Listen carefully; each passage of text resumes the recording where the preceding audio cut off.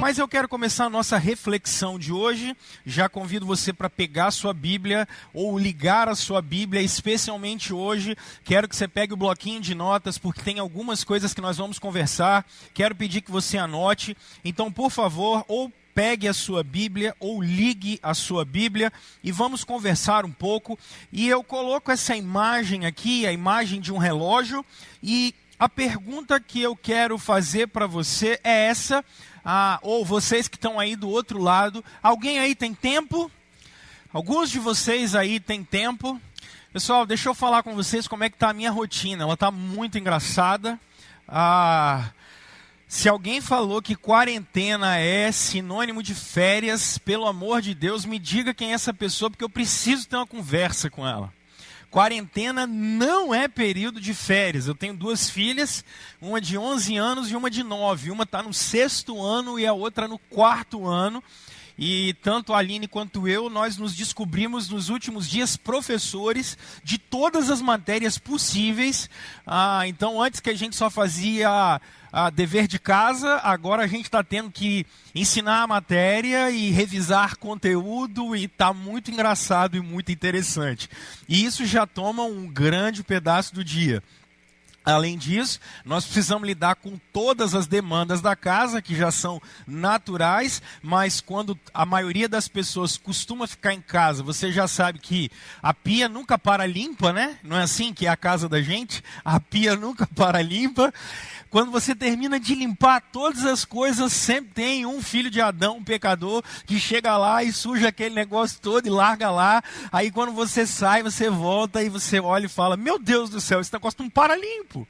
E banheiro é a mesma coisa, e todos os cômodos, e todo dia você varre esse trem e volta e passa pano, e aí quando a gente olha, tá aquela bênção. E quando você olha, já foi mais um período do tempo. Aí a gente começa a se perguntar assim, meu Deus, o que está acontecendo? Porque o dia está passando tão rápido.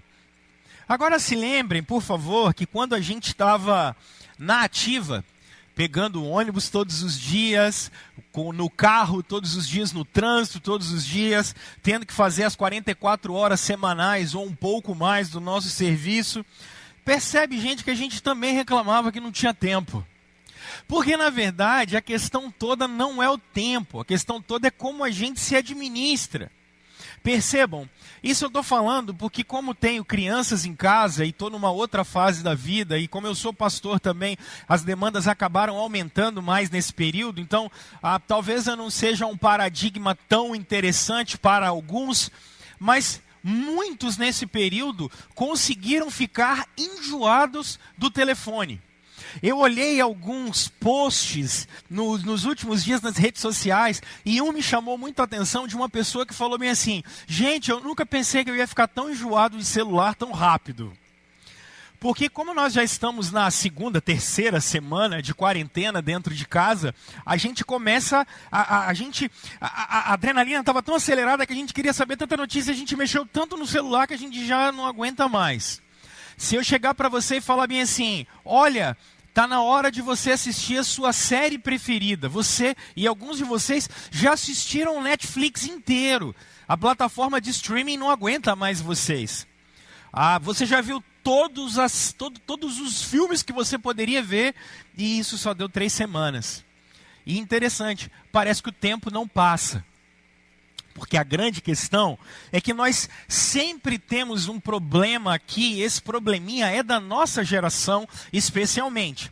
A gente se move muito rápido, a gente se comunica muito rápido, percebam, nós estamos tendo sim comunhão agora, eu do lado de cá e vocês aí, estamos sendo a igreja de Jesus, porque Efésios vai ensinar que é um só Espírito que nos une, numa só fé em Jesus Cristo. A gente se comunica de uma outra maneira. A gente nesse período está tendo que ser igreja de uma outra forma. Então, pessoal, a grande questão aqui é que nós, seres do século 20, final do 20 e 21, nós temos um problema com a urgência, com a emergência, com para ontem. E eu acho que a quarentena está ensinando umas coisas para nós em relação a tempo que são muito interessantes. E aí é por isso que eu trago essa pergunta para vocês. Porque o que fazer quando Deus parece demorar? Eu sei. Alguns de vocês começam a ficar um pouco preocupados. Nós tivemos, por exemplo, uma reunião ontem. Aqui a igreja presbiteriana é organizada com um conselho.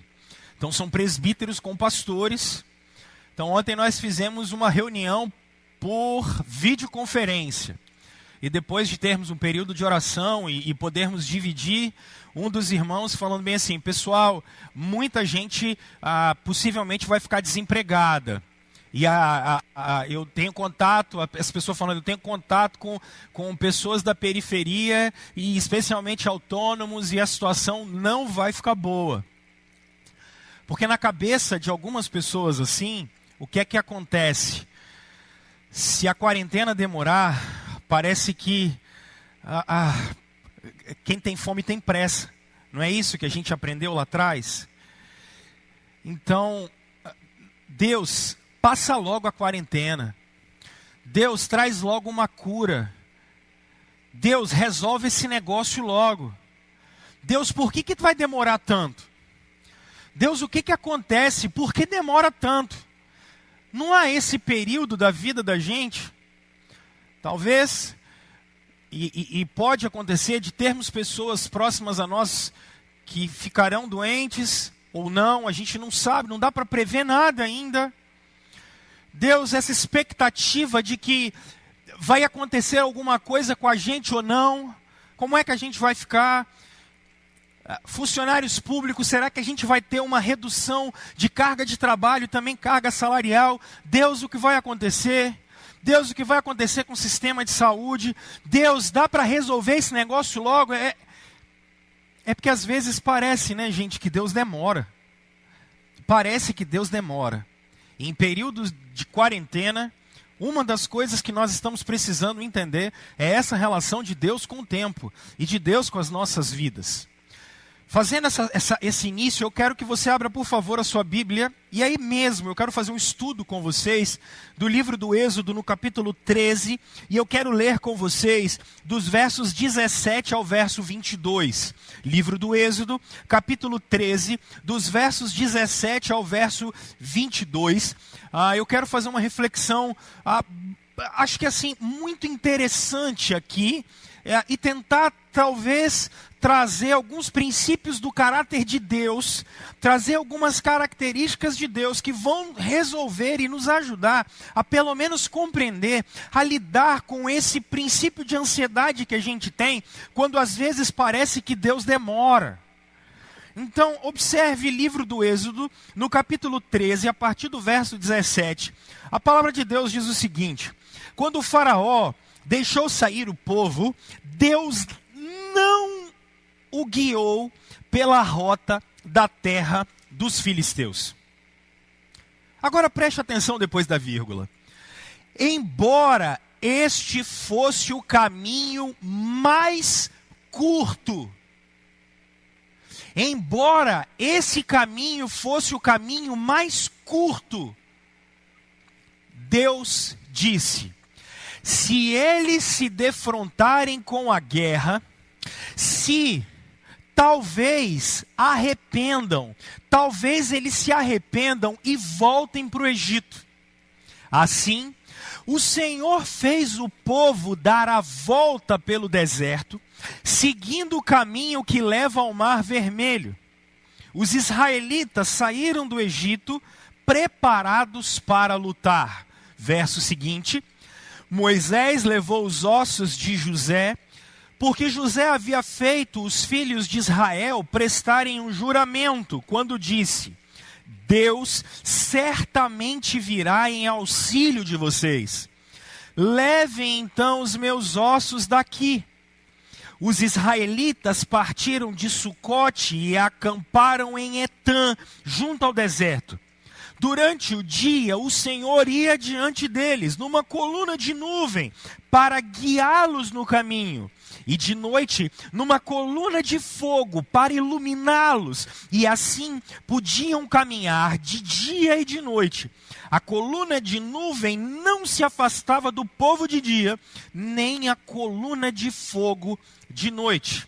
Bom, o verso 17 para mim é o mais emblemático, porque como você vai observar na sua Bíblia, ele está dizendo que embora o caminho fosse mais curto, Deus os conduziu pelo caminho mais longo. A pergunta que talvez a gente pudesse fazer é: Deus, por que demorar tanto?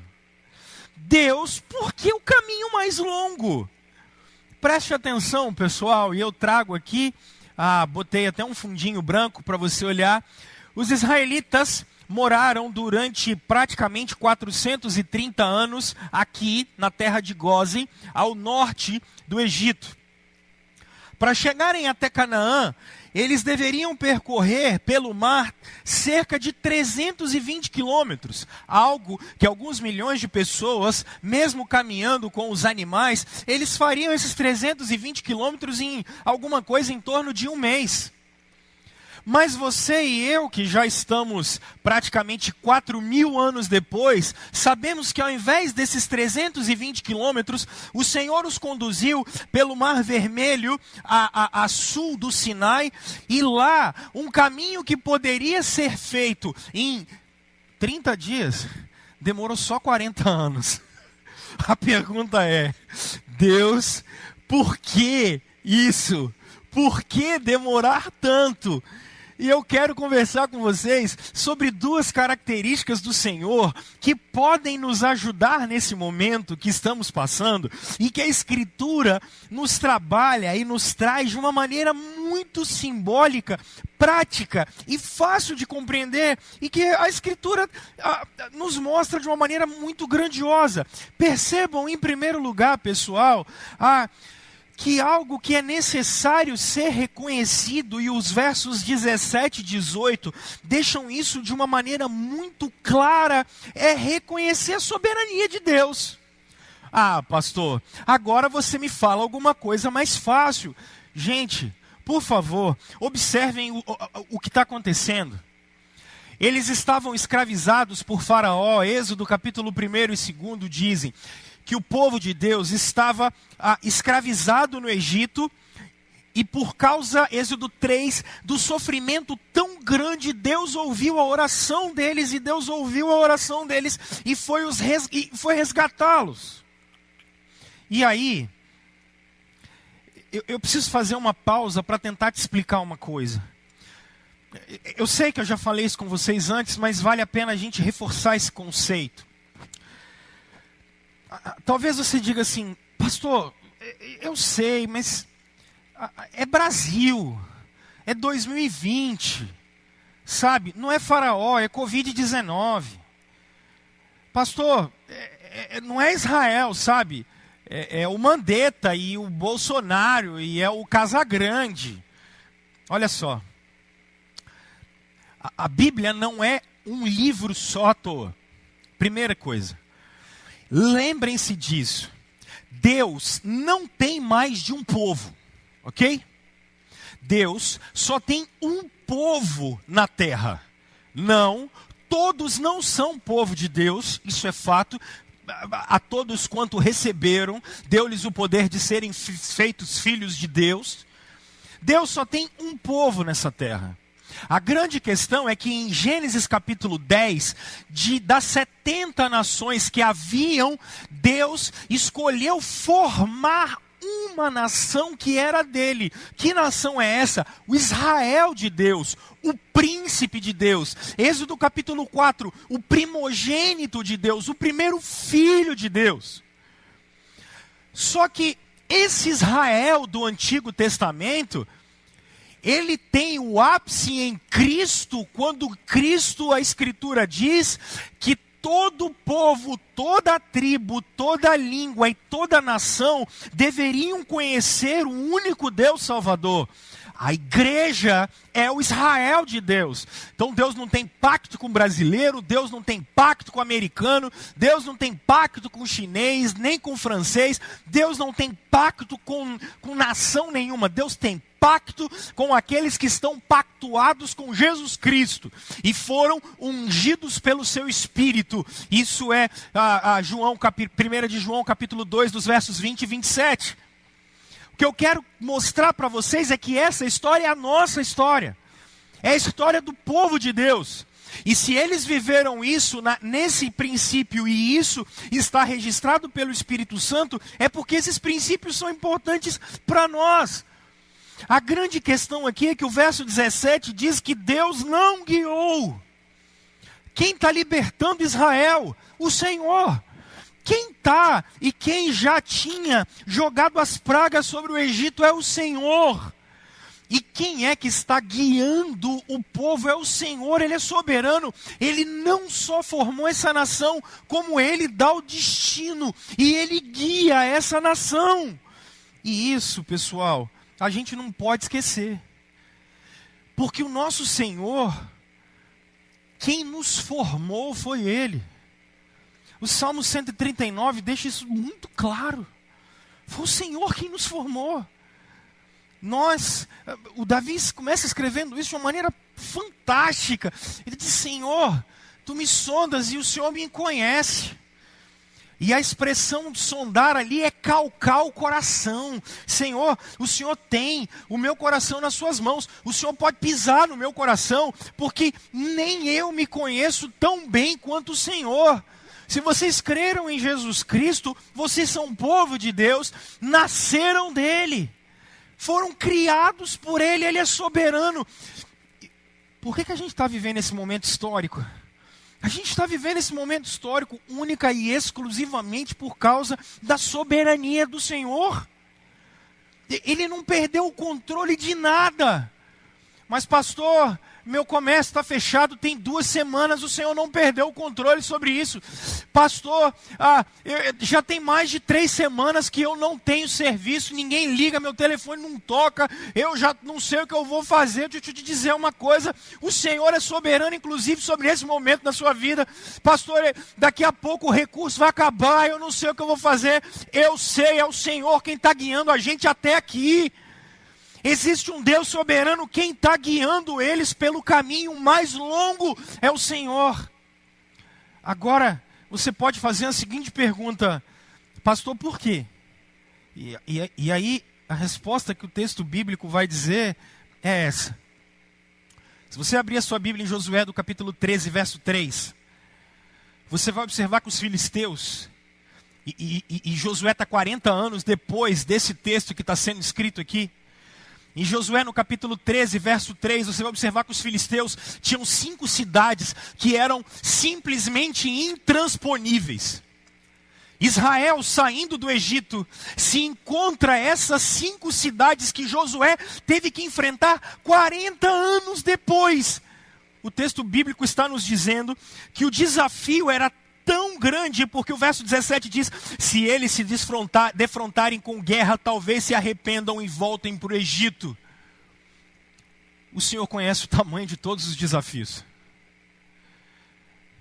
A vida estava boa demais? Pode ser. Mas se nós estivéssemos vivendo da maneira com a qual viemos vivendo nos últimos 10 anos, o que seria da sociedade se Deus não tivesse nos colocado e nos dado um toque de recolher, mandando todos nós irmos para dentro de casa agora? O que aconteceria com essa sociedade se Deus não começasse a frustrar os nossos planos de sucesso, os nossos planos de pressa, o nosso desejo de realização a todo custo?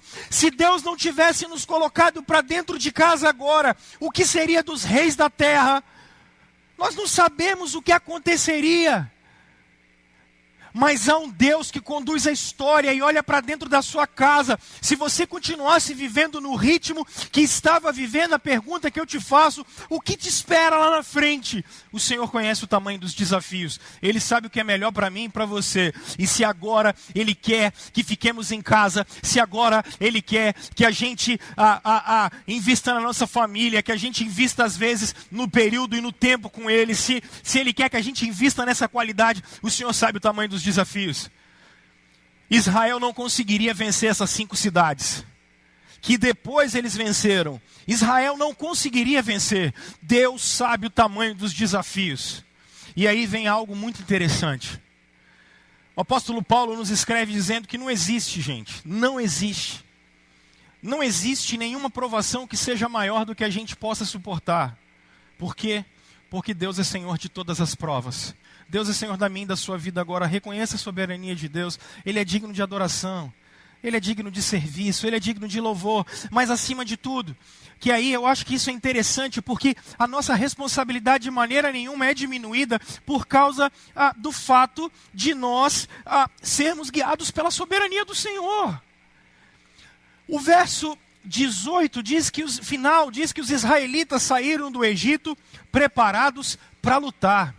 Esse texto no hebraico diz, e a ideia que ele dá, é que os israelitas saíram, me parece que eles saem em 5 grupos diferentes.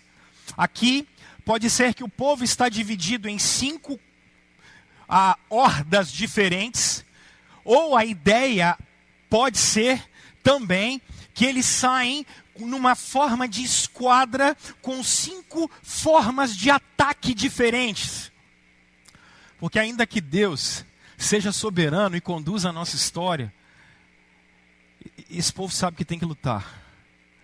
Ele sabe que eles vão sair dali, mas ainda que o período e que eles precisem sair dali, eles sabem que precisam e necessariamente é tempo de lutar. Como é que eu posso aplicar isso aqui para vocês? De uma maneira muito simples. Gente, Deus continua sendo soberano, Deus continua sendo soberano. Mas nós continuamos sendo 100% responsáveis por tudo aquilo que a gente faz. Então, por favor, algumas coisas eu acho que são extremamente necessárias nesse momento.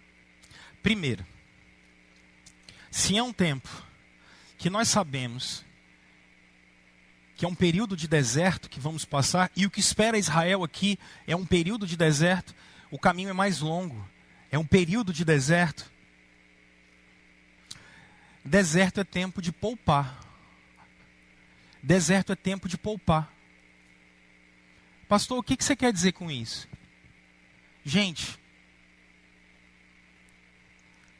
talvez esteja na hora da gente começar a viver uma vida mais simples. Talvez esteja na hora da gente esbanjar um pouquinho menos. Talvez está na hora da gente começar a ter a simplicidade, uma vida mais pacata e quieta dentro do coração. Se preocupar cada dia menos com que qualquer pessoa do nosso lado vá falar qualquer coisa e começarmos a ficar focados, porque temos um longo caminho pela frente que nós não sabemos quanto tempo vai durar, mas nós sabemos que o Senhor é soberano sobre todas as coisas e nós sabemos que temos que ter responsabilidade sobre os nossos recursos. Se nós já temos pouco, vamos administrar bem o pouco. Se nós sabemos que vai ficar mais difícil ganhar, nós temos que administrar melhor ainda. Mais além, é tempo de você cuidar do seu corpo. Pastor, como assim? Eu não posso mais ir no salão. Não, pecador, não é disso que eu estou falando. Lembra daquele velho ditado grego antigo de que corpo sã, mente sã? Porque quando a gente começa a ficar muito tempo dentro de casa, a gente começa a ficar meio doido, né? Começa a entrar em umas paranoias, assim. Procura cuidar da sua saúde física. Procura cuidar da saúde física. De alguma maneira, para honrar o fato de Cristo Jesus ter ressuscitado dos mortos, o que significa que você também vai ressuscitar. Então glorifique a Deus com o seu corpo. Romanos capítulo 12, verso 2. Procure um tempo para exercitar sua mente. E quando eu estou falando de exercitar sua mente, exatamente para isso. Procura ter um tempo para você aumentar aí seu capital cultural.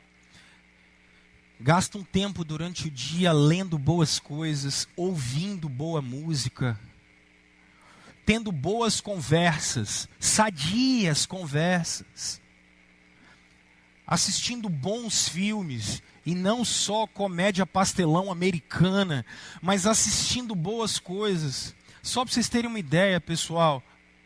Olha, por que eu comecei com o tempo? O Big Brother Brasil bateu o recorde de votos. Foi só até a quarentena. Tá todo mundo focado na casa. Nego sabe, quando alguém dá um espirro, tá todo mundo sabendo. Fulano, eu nunca vi a agenda na minha vida. Mas porque a turma... Não, a gente não está de férias. Domingo eu brinquei com vocês, eu falei, é porque conversa com alguém que trabalha no supermercado. O que está vendendo? Bebida alcoólica e carne. Porque o brasileiro não entendeu ainda que a gente está num período longo de caminhada, que a gente não sabe o que vai acontecer amanhã. Pastor, eu estou com medo, eu estou ficando alarmado. Então você não está entendendo nada. Eu estou falando da soberania de Deus, mas estou falando, miserável pecador, da responsabilidade que você tem que ter. Da responsabilidade que eu tenho que ter. Porque não adianta depois eu querer colocar a culpa em Deus. Porque Ele já me preparou para isso, Ele já deixou a palavra dEle para isso. Por isso, exercite a sua responsabilidade espiritual.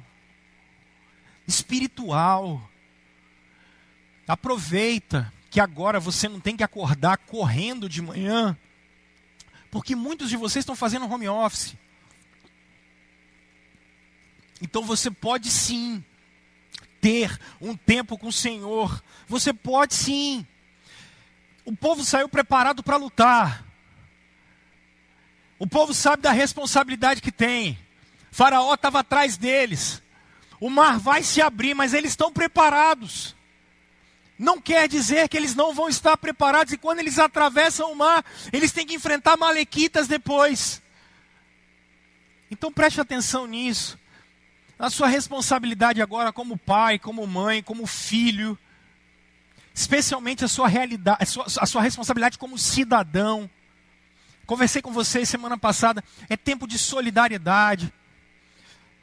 Nós começamos aqui na nossa comunidade, hoje lançamos um desafio, as irmãs, beijo para vocês, as irmãs estão trabalhando em cima disso.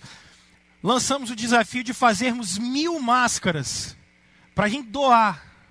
Se quer participar, procure as nossas irmãs da SAF, a Fernanda, que é quem foi o meu primeiro canal. As meninas estão trabalhando já e estão lá. E exercitar solidariedade, porque agora não tem partido A, B, C ou D. Agora somos nós, seres humanos, que dependemos do Deus Criador e que por causa da queda estamos num momento tão difícil da nossa existência. Sabemos que Deus está no controle, sabemos que Cristo está reinando, mas nós sabemos que a nossa responsabilidade não está diminuída, porque o Senhor está no controle.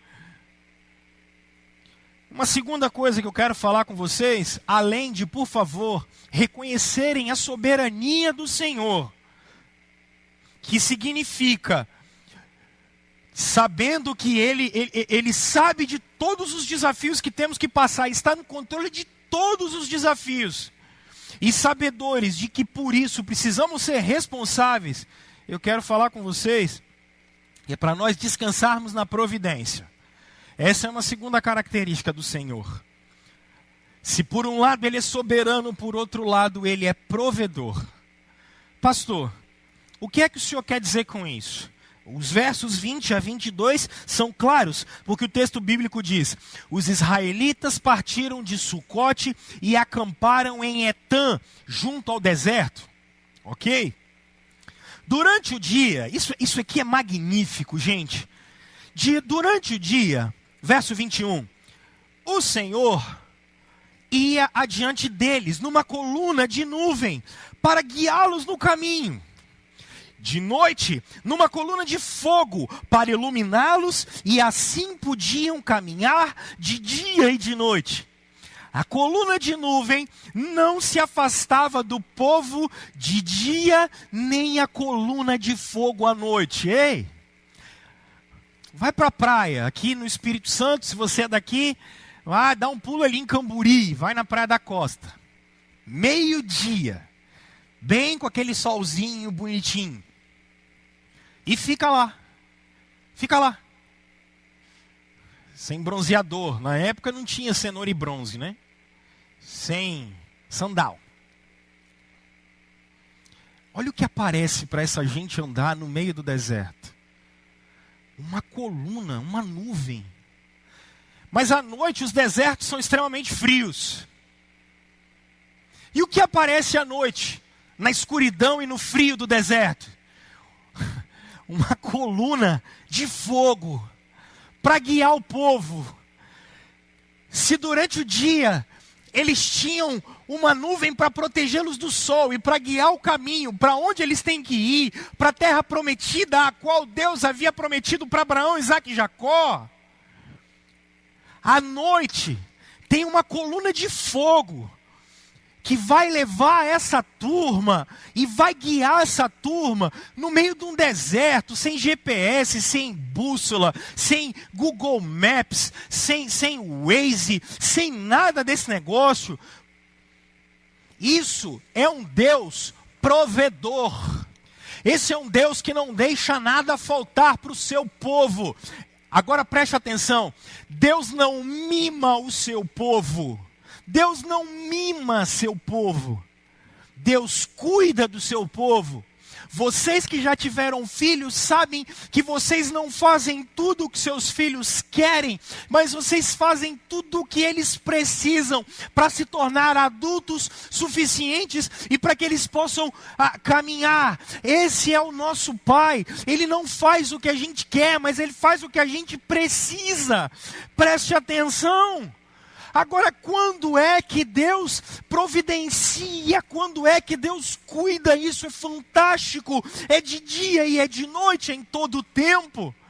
Pastor, meu negócio está fechado. Aonde está Deus? Está cuidando de você, da sua família, do seu negócio. E pode saber que Ele é uma nuvem ou Ele é uma coluna de fogo e Ele vai guiar e vai sustentar vocês. Pastor, meu celular não toca mais. Não tem nenhum cliente me falando.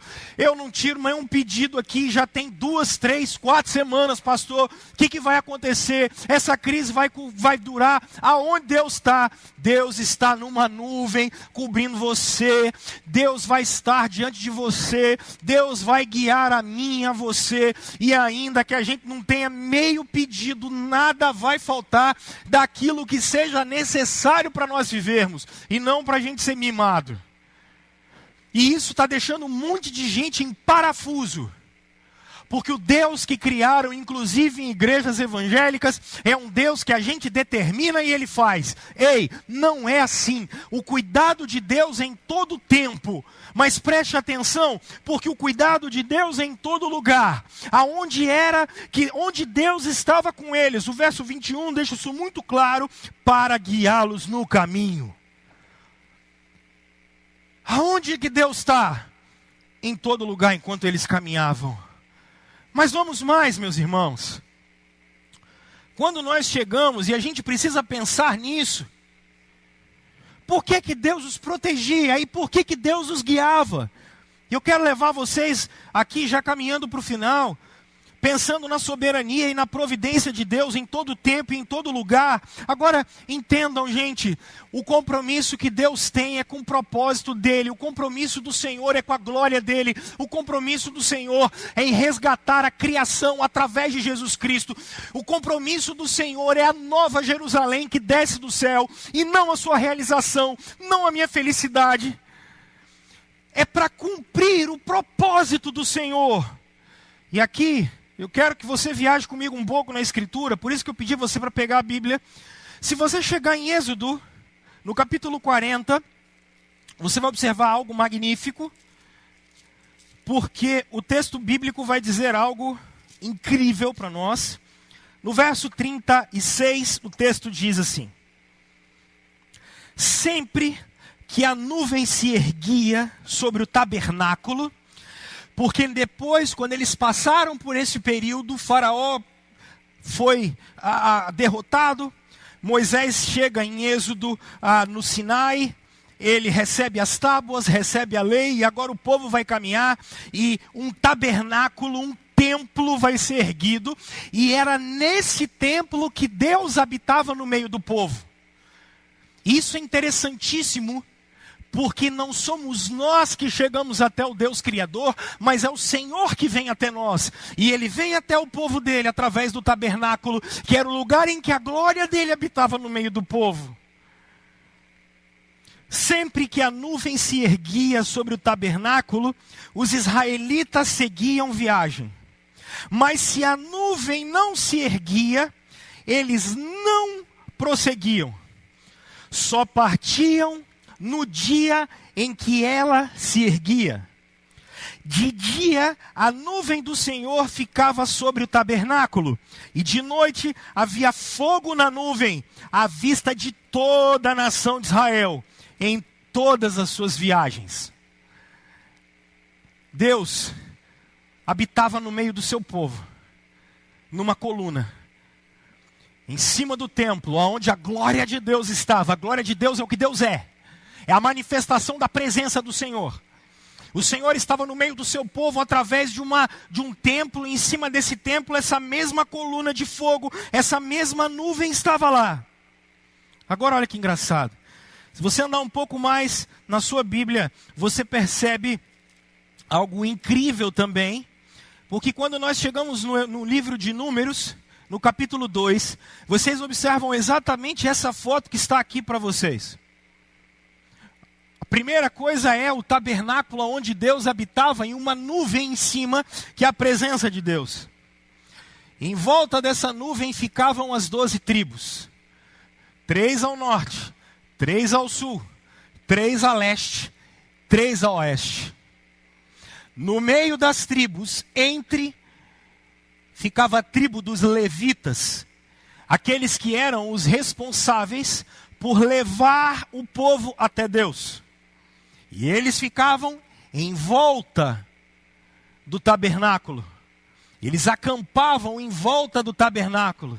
E a presença de Deus era presente na vida deles. Quando essa nuvem se levantava, todo o povo levantava acampamento e eles caminhavam. Se a coluna de fogo levantasse, eles levantavam o acampamento e eles caminhavam. Tá bom, pastor?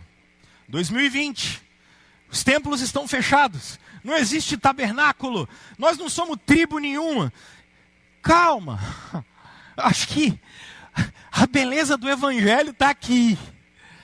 Porque quando nós observamos o Evangelho de João, no capítulo 1, no verso 14, a Escritura nos diz que aquele que é a palavra tornou-se carne e viveu entre nós.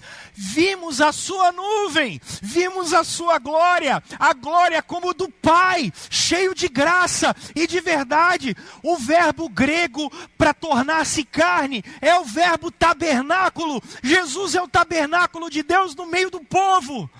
Ele veio trazer a glória de Deus para nós. Ele veio mostrar a providência de Deus para nós. Ele veio mostrar a provisão. Nesse momento, onde Deus está, onde Jesus está, sentado num trono soberano, providente, olhando para o seu povo, conduzindo o seu povo. Se você quer uma imagem do que é hoje, é isso aqui. Não, não é isso aqui. É isso aqui, ó. Eu e você, a igreja do Senhor, em volta de Jesus. E quem é que está guiando a gente através da providência? Ele. Quem está governando qualquer tipo de vírus, bactéria, quem está governando qualquer tipo de nação, quem está tomando conta da minha saúde, quem está tomando conta dos nossos negócios enquanto templos estão fechados ou estivessem abertos, quem está dirigindo a história, quem está dirigindo a minha vida, quem está dirigindo a sua vida? Jesus Cristo, o Rei dos Reis, o Senhor dos Senhores. Então, meu irmão, se parece que Deus demora, eu queria convidar você a esperar na soberania, não dos reis. Não espera por uma vacina, ela vai aparecer. Para a glória de Deus ela vai aparecer. Mas enquanto isso, a gente confia na soberania do Senhor. A cloroquina vai resolver todos os nossos problemas. Ei, mas antes disso, a providência veio do sangue de Jesus que perdoa os nossos pecados. Se nós temos saúde, se nós temos vida, se nós podemos ser iluminados pelo Espírito Santo, se nós podemos caminhar, a gente pode isso por causa de Jesus Cristo. A gente não pode esquecer isso. Ele é o Rei sobre todas as coisas. Não se esqueça. A providência e a provisão vem porque nós somos o Israel de Deus, que não está sendo conduzido para um deserto. Nós estamos no deserto desde que a gente caiu. Só que os prazeres e talvez porque a gente vive num mundo em que a tecnologia deu um certo conforto para a gente, então a gente acha que por causa disso, isso aqui é o céu. Mas as gerações passadas já viveram problemas muito piores. Depois da Segunda Guerra Mundial, 5% da Primeira Guerra Mundial, 5% da população mundial morreu de gripe espanhola. Tem noção do que é isso? Se isso fosse hoje, nós teríamos mais de 350 milhões de pessoas mortas. 350 milhões de pessoas. Se isso fosse no Brasil, nós teríamos mais de 1 milhão de pessoas mortas. Você tem noção do que é isso? Aí porque a gente tem algum tipo de tecnologia, a gente acha que tem todo o conforto do mundo, nós não temos todo o conforto do mundo. O Salmo 103 diz que Deus conhece a nossa constituição e Ele sabe que nós somos como uma nuvem, Ele sabe que nós somos como pó, e porque nós somos como pó, Ele se fez carne e habitou no meio de nós. Ele veio para morrer a nossa morte, ressuscitar a nossa vida. Quem está cuidando das suas finanças, quem está cuidando da sua saúde, quem está dirigindo as nações é esse Senhor. Só que Ele não está mais numa cruz, Ele não está mais numa cruz, o sepulcro dele está vazio. Mas o trono está cheio. Não o trono do presidente, do governador, dos vereadores, porque todos eles, Filipenses capítulo 2, a partir do verso 7, todos eles vão dobrar os joelhos diante desse Jesus, desse Cristo. Eu e você, todos os povos da terra, todos diremos que Ele é Senhor. E eu sei, pastor, o que eu faço com isso? O que eu aprendo com isso? O apóstolo Paulo, um homem que sofreu bastante, e passou por tantas situações difíceis, nos dá uma lição fantástica. E abra sua Bíblia em Romanos, no capítulo 8, verso 28 a 32. E talvez você não vai mais se perguntar por que Deus demora. O texto bíblico diz em Romanos capítulo 8, a partir do verso 28. Sabemos que Deus age em todas as coisas para o bem daqueles que o amam. Em algumas versões está assim: todas as coisas cooperam para o bem daqueles que amam a Deus, dos que foram chamados de acordo com seu propósito. Chamados, soberania. Pois aqueles que de antemão conheceu, também os predestinou para serem conformes à imagem de Jesus Cristo. O objetivo da minha vida, o propósito de Deus, que eu seja como Cristo. Que eu seja salvo pela graça, chamado pelo Evangelho, santificado pela graça, e que eu aguarde a glória eterna para ser como filho dele. Esse é o objetivo da minha vida. A fim de que ele seja o primogênito entre muitos irmãos. E aos que de antemão, e aos que predestinou, também chamou. E aos que chamou, também justificou. A justiça de Cristo foi imputada a nós. Aos que justificou, também glorificou. Porque a glória de Cristo foi dada para nós, e nós seremos glorificados no último dia. Agora, isso aqui é lindo demais. Que diremos, pois, irmãos, diante dessas coisas? Se Deus é por nós, quem será contra nós? Eu não estou falando do diabo, porque o diabo é um cachorrinho de Jesus. Essa é a expressão de Lutero, e é a que eu mais gosto. Eu estou falando de qualquer coisa, até um vírus. Se Deus é por nós, quem será contra nós? Aquele que não poupou o seu próprio filho, mas o entregou por todos nós. Como não nos dará juntamente com ele e de graça todas as coisas? Se ele entregou o que ele tinha de mais valioso, por que que um morreu por uma igreja inteira? Porque esse um que morreu por uma igreja inteira vale muito mais do que qualquer outra coisa.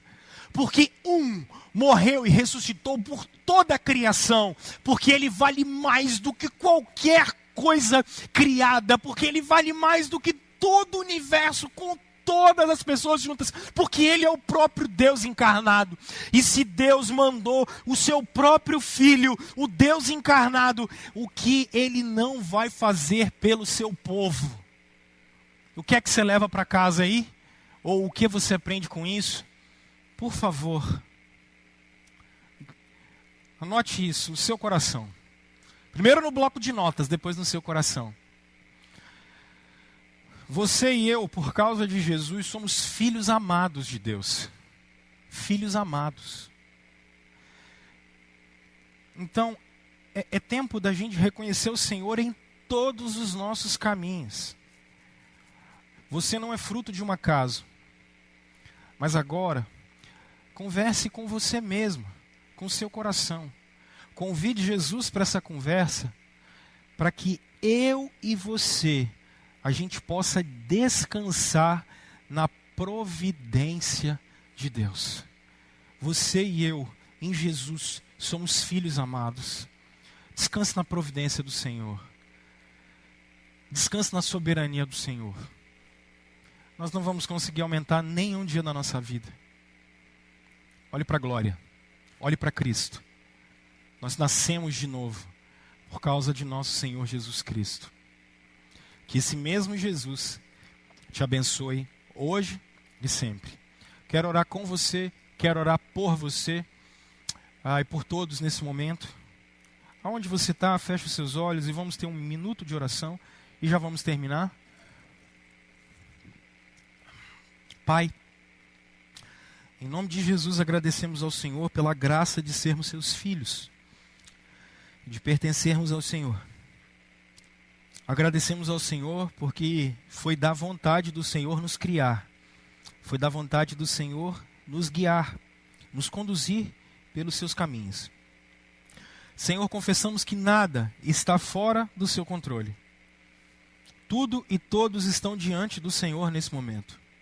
Misericórdia, Senhor. Misericórdia dos reis da terra. Misericórdia do teu povo.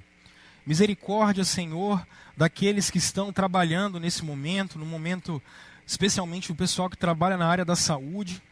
Abençoa, Senhor, para que eles sejam revestidos pelo Senhor. Cuida deles, Senhor, vidas valiosas, dadas pelo Senhor. Cuida, Senhor, cuida. Cuida também de cada um que ouve a palavra do Senhor, para que ela encontre no coração deles um lugar onde Jesus reine. E a paz que excede todo entendimento também entre de uma maneira tão poderosa, porque entendemos que há um Senhor chamado Jesus Cristo, que domina todas as coisas, porque tudo é dele, e ele é do Senhor, e nós também somos do Senhor. Ele encheu todas as coisas com a glória dele. Senhor, tem misericórdia de nós. Alguns que estão aqui, alguns de nós, temos passado por momentos de extrema tribulação, ansiedade, preocupação. Cuida de nós. Cuida de nós. Cuida dos nossos dias, Senhor, nós te pedimos. Cuida de cada passo nosso, nós te pedimos. Senhor, visita hospitais, visita casas, visita, Senhor. Visita famílias. Dá um derramamento da tua graça comum e especial nesse momento. Precisamos do Senhor, Deus. E clamamos o Senhor. Em nome de Cristo Jesus. Amém. Amém.